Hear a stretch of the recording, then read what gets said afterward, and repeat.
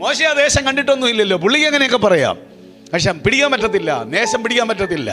ഇവര് പറഞ്ഞ 10 പേര് നിന്ന് പറഞ്ഞുകൊണ്ടിരിക്കുന്നു, ആളുകൾ മുഴുവനും അത് അതിന് ആമേൻ പറഞ്ഞുകൊണ്ടിരിക്കുന്നു. കാര്യം ഭൂരിപക്ഷം എവിടെ പറയുന്നോ അവിടെ ആളുകൾ കൂടെ നിൽക്കത്തുള്ളൂ. റൈറ്റ് ആണോ? 2 പേര് ന്യൂനപക്ഷം, ബാക്കി 10 ഭൂരിപക്ഷം.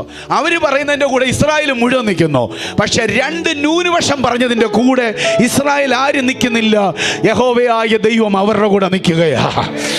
രാവിലെ ഞാൻ കർത്താവിൻ്റെ നാമത്തിൽ നിങ്ങളോട് പറയാ, കാഴ്ചപ്പാടുള്ളവൻ്റെ കൂടെ എപ്പോഴും ഒരു വലിയ കൂട്ടം കാണണമെന്നില്ല.